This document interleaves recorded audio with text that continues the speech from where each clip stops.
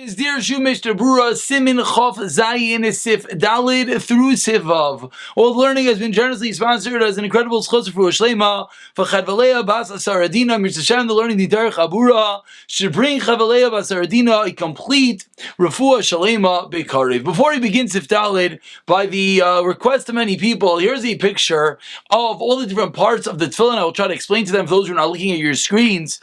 But basically, and this will come up again and again as we go through the different parts of the Tefillin, but the bias of the Tefillin, the house, the top square part, that's the part that's called the Ketzitza. The part that the strap goes through, that's called the Ma'avarta, as Ma'avar is the passageway. And the base around the bottom, that is called the Titura, the top left corner of your screen. And those are the three parts that I wanted to point out. So again, the top, a square part of the bias, that's the Ketzitza. The part that the Ritzuis goes through, that's the Ma'avarta. And the square base, that is the Titura. But now let's begin. Sif Dalid says the Machaber lo yidavar choitzis bein tefillin b'sari should not have anything that's a Chatzitza, as this is piggybacking off the halacha of yesterday, between the Tefillin and your body. Lo yishna, and it does not make a difference. Says the Mechaber, Shel Yad, Lo yishna Shel Reish, both of them you should not have anything separating between the tefillin and the body. Hagav v'davka b'tefillin, aval b'ritzuos ein la'akbid. Don't worry about the ritzuos. So first, before anything else, let's see the Mishnah Berurah, and then we'll see some of the Dirshus over here. Says Mishnah Berurah, Sivkotin Gimel Lo Yehei, what's the reason? D'chsev al yodecha. Tefillin has to be in your hand. Ubetefillin Shel Reish, Ksiv b'neinecha. Davar chatzitza. I feel chatzitza called to even a little chatzitza. It says the Mishnah Berurah v'nochan lizar lechatzchila. You should be careful lechatzchila.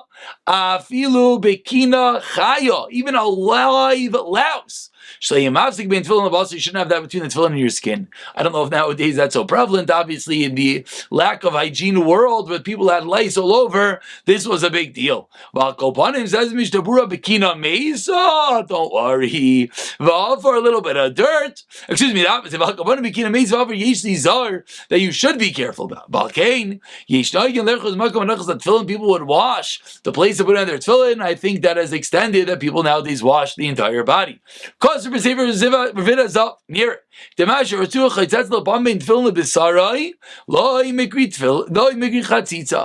Ratzua is chaitzes between the tefillin and your skin, that's not a problem.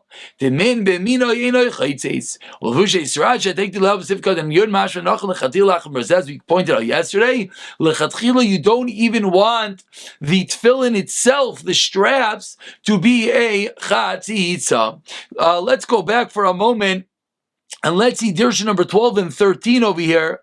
The reason being, says number 12 over here, B'tama davar, that even shav miyat she'enai makbid is a chatzitza, meaning normally by tefillah, we're asking a good question over here. Normally by tefillah, we know if it's a miyat she'enai makbid. If there's a little dot that you don't care about, if someone tifles a glass cup, and afterwards he realizes the dot of the stickiness on the bottom of it that he doesn't care about, that's fine. So why over here are we saying even a koldu, even one little bit is yes a chatzitza? So says the Avi Ezri, the reason being, because with the din of chatzitza, we learn from the Torah, the Gemara Erechin, from the Kohanim, that they walk directly on the floor. Yilbash Aritzar, there should not be a chatzitza between their clothing and their flesh. And the Rosh over there explains that's where we learn out that tefillin as well has to be directly on the body. And therefore, even a little bit is going to be a chatzitza like we find in the original Makar of the Kohanim's clothing on the body. Rather, the chiddush is tefillah. That by tefillah is halacha l'Moshe Sinai that teaches us that it's a miyat she'enai makbid. It's going to be okay. So this actually has to allow us to recalibrate a little bit. Perhaps many of us know the halachas of tefillah, of going to the mikvah, of toveling items and people, and therefore we ask this question. But Avi Ezri explains it's the opposite. Midaraisa, nothing. You can't have one little bit. On the Rabbanan level is halacha l'Moshe Sinai by tefillah that it's going to work. Let's continue over here. Says the Dirshu number 13 for the Sfardim and those who wear Tefillin Rabbeinu Tam and Tefillin Shel Rashi at the same time. So they put the Rabbeinu Tam straps on top of the Rashi straps, and that's something we're going to see later on in Simin Lamed Dalid. And over here, Dirshu number 13, he points another very famous machlokes. What about wearing a watch? Do you have to take off your watch when you put on your Tefillin? So based on what we just said, it's only the straps, so it sounds like it's not a problem. Says the Cheshav Ha'ifod and the David Meshav Rav and the Tribuna Rav, that even if the Ritzuais are made of or, well, this isn't leather, but let's say the watch, if your strap was made of leather, still you should be machmir, and lechatchila you should remove it. But the Derech HaChaim says that no, the place of the rabbis, you do not have to be makbid on it, and that's the that's the machlokes. Obviously, many are makbid, as we see over here, the Cheshvei for the David Misharim to take off their watch. Of course, one might see at times, actually here in Eretz Yisrael, you see it commonly, that they are not makbid, and that's coming from this Derech HaChaim. Let's continue. Let's continue Mishnah Berurah Sivkatan Tasvav, a bit of a famous Mishnah Berurah. Because Mishnah Berurah just taught us that you cannot have any chatzitza, both tefillin shel yad and tefillin shel rosh. Says the Mishnah Berurah, Lishna shel rosh, kasu b'sefer machzeh shekel, v'ra olayam ha'isa. He starts screaming, and it's a terrible thing. Shaloi zona anoshim megadlim b'lo yiraseh, and they grow out their hair. Why is it a terrible thing? Number one, milvad ki derech shachatz v'gaiva. It's gaivadik to have long hair. Ayin mashkos of yardei simin kov ayin ches. And if you look over there, it equates that one grows out their hair like their goyim grow out their hair. That either they just shave the sides and they grow the hair front long, or they just grow out the hair very, very long. And it's a shachatz and a gaiva. So that's Isser problem number one. But also from here we also see that the equation is what is over there in Siman Kuf Ayin Ches in Yeridea, an issue is an issue over here. We'll explain that in one more minute. Says the Mishnah Berurah, Yishva Isser B'Nachos Tefillin, you have a problem with your tefillin. The came with the Gedolim Harbi, you have this big hair. You can't say that your hair, Hainu Rabisi is a terminology that your hair is an extension of your body. That just like you go put it on your body, put it on your hair, it's an extension of it. But don't say that when it's a long hair of a chaytz and it's going to be chatzitza ayin sham. And says Mishnah Berurah further, number three, balav chatzitza nami shalhani zayers merubin, you have long hair. You can't ensure that they're put on properly. So first of all, number one, we're going to point out what's called long. These are all very subjective. Of course, this is going to be the makar that we all know that the Hasidim shave their head. This is one of the very, very big reasons, so that tefillin is mamish directly on their flesh. However, the Chazon Ish and the Igros Chazon Ish writes in Shayud Beis, Shayud Gimel, that this goes by the norm of the time. This goes by what is considered regular type of hair versus what is considered long, goyish, blurry seyem, shachatz, and gaiva type of hair. So whatever that the differentiation is, and it sounds like in the words of the Chazon Ish, even be subjective to time periods, that if someone's growing out their hair nice and long, that would be a problem. Now, one more thing we have to point out, and I think actually the Dirshu over here in note number 15, 16, let's see here, I believe they pointed out, says the Dirshu, note number 15, that first of all, let's say one person has long hair. This could be relevant in a kiruv situation. Someone has very, very long hair, and he wants someone else to put on his tefillin. But there's a problem. Maybe it's a bracha levatala. How can you make the bracha? So it says, Shuvas Karen LeDavid, don't worry about it. Don't refrain from putting on tefillin. But rather, you shouldn't make the bracha on tefillin shal rosh, rather only on the tefillin shal yad. But if he's not going to listen, you should do it. And of course, this would probably be the reason. If someone is in a kiruv situation, you have some person, he never puts on tefillin, and he has this tremendous afro, you could let him make the bracha. And number 16 is extremely important, quoting the Lechem upon him, which is a sefer on the Kitzur Shulchan Aruch. Very important. And this is something that is conclusive according to everyone. And this is not subjective like we just said. The Chazon Ish taught us long and short is subjective. Says note number 16.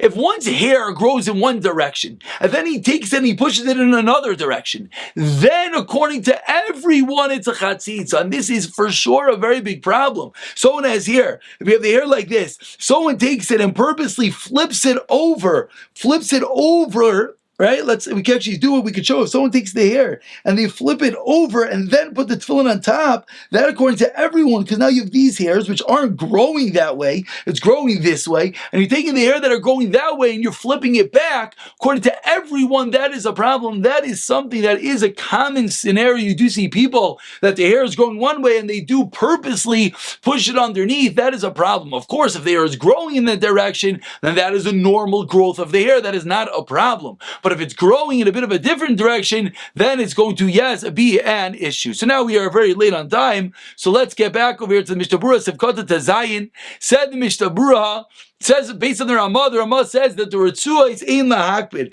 V'achrayim kasu dein lahakbid rakbid makom akrichos. Show me make on the place of the wrappings. Avamash shaykh like shira, that which is shaykh to tightening them. Yesh lahachmer after Ritzua. Beim shal yad, beim shal reish. I mean the part that tightens the tefillin, you should be careful. Because the chachos of Megillah menichan tefillin al gabi pei anachos and ekar paruka. Seemingly there are people that wore a toupee and put the tefillin on top of the toupee. Va'afilu marka Ritzua munach al pei anachos. And even if just the Ritzua, let's say the front is not a toupee, just the back, and the ritzuos are on top of it, that is a problem.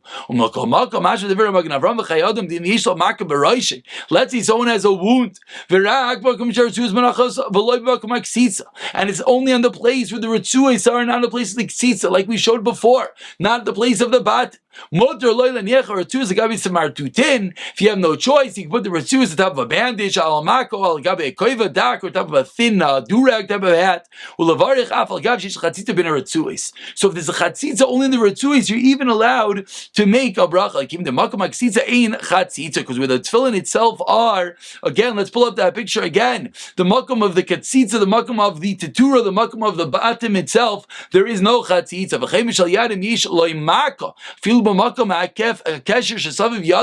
Even the place where the knot goes around your hand, be careful. You have to cover up the tefillin. Let's see now Sifhei, and then we'll show some beautiful pictures courtesy of Per Halacha. Says the Machaber, Adam shu ala linezilus, Bern has some sort of disease, and he can't uncover his head. And if he has to put the tefillin on his head, he won't be able to put them on at all. You can put it up a hat, cover it up so people don't realize what you're doing. Says the Ramah, so you're allowed, you just cannot make a bracha. Says Mishnah Berurah, Sivkatin Yazayin Olin Azil's Pirush. What does this mean? She's like machav, you have some sort of disease, or you mechash baroisha, some sort of head ailment. And if you uncover your head, the coldness it sounds like is going to damage you, gives you anos, you're nainis. The Rashba, there's no problem of chatzitza. The Rashba learns a chiddush that Bini Nechel just tells you where to place it, not that it has to be directly on your skin. Lack of a tefillin shel reish. The Rashba learns that there's no chatzitza the tefillin shel reish, only in tefillin shel yad. You don't want people to see what you're doing. So important, Rashba, to keep in your back pocket that there's no issue of chatzitza and tefillin shel reish in situations of issue. Says the Mishnah Berurah Sivkatin Yerchas. Tefillin shel reish al v'chulu. V'miyishlei makah biyad. Let's say you have an issue with your hand. And the makah is on your entire muscle, the entire area. We'll see pictures in a moment. Put on a bandage if you have no choice. But of course you don't make a bracha. Why?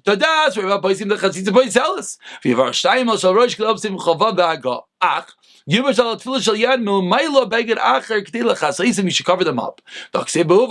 So again, we're seeing also an important rule that any time you're doing something funny with your tefillin, you have a problem. One has a terrible burn, a rash, a cut, and he has to wear the tefillin on top of a bandage. Fine, but make sure to cover it over. You don't want people to see. Tefillin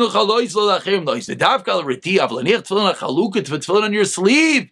Even if you have a makkah, you can't put your tefillin on your sleeve. Even if you have another baggage, which again, something that one might necessarily realize. He thinks, okay, in the case of a bandage, a disease, you could put something underneath it. No, you could put a bandage underneath it. You can't just take your sleeve and put it underneath it. Your sleeve would, yes, be a chatzitza, but if it was on your head, says Mishnah Berurah, A thick kaivi you cannot use. A thick hat. Why? Shaltina Greyface, as we'll see, the placement of your tefillin you're not able to find if you're wearing a hat.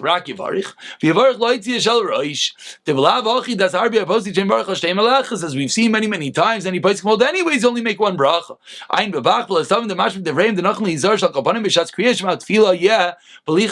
You should try your best, Kriyishma Tefillah, not to have a chatzitza. It says Dirshu number 17, an important note. Let's say someone has a hair transplant or a Moshe Paskins. Since that is your hair, there's no problem at all. It's not a chatzitza. But if you're wearing a toupee, then it's going to be a different story. And Dirshu note number 18 points up from some Zalmin based upon this Rashba that says that there is a no chatzitza on the head. That if the outcome of the mitzvah is going to make you into Baal Mum, then Einu Chayiv L'Kayim, you have no Chayiv at all. For the words of Mishmur said it was an Oynes, it's going to make you into a Mum. And therefore, Sham Zalman points out, if a child is born with a regular Akuma, a leg that's messed up, and if you don't put it in a cast, it's going to be a Baal Mum the rest of his life, then you're allowed to put it in a cast, even though you're going to mess up the mitzvah of a milah, and that's it's a bit of a complicated raya, but because you don't have, whenever you're going to become a Baal Mum, you don't have a chiyuv, that's what he brings a raya, that you're able to deal with the leg issue, even though it's going to push off the mitzvah of milah. Let's just conclude over here.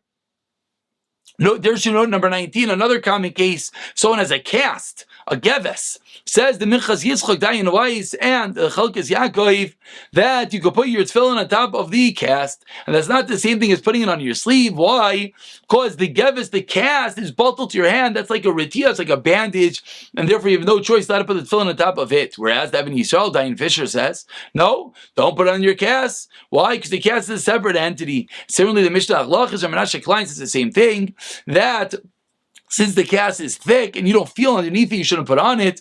I believe the minhag is, if someone in such a terrible scenario, meaning it would be a cast all the way up, actually I should say a minhag, there's a machlekes as we sing over here, some don't put on all, some say to at least be kayim, the Minchas Yitzchak can get what you can get. Before we call it a day, let's for a moment look at the pictures over here. And first of all, over here you're seeing that this was yesterday. Here you're seeing that you want to that you need that the tefillin on your arm, and not that the sleeve should go underneath your tefillin. For a moment over here, yes, that we said here. You see over here, they're pointing out that on the Ritzua is in the hakpi. You don't have to be careful. This was similar to the watch. You don't have to be careful. The fact that the Ritzua itself has a chatzitza. Similarly, over here, note number 4 over here, you see that he has a bandage underneath his tefillin shel roish, or this is that koiva dak, and that's what one could do in a scenario that he has no choice. This was the case in Mishnah Berurah said, the ritzua by the kesher shel yad, you have no choice, you could put it. Here in picture number 6, you see that if someone has that his entire kibayr, his entire upper arm has an issue, then you're allowed to put a bandage underneath your tefillin. However, you're not allowed to put your sleeve underneath your tefillin, and we'll pick it up from here in the next year. B'siyata d'ishmaya.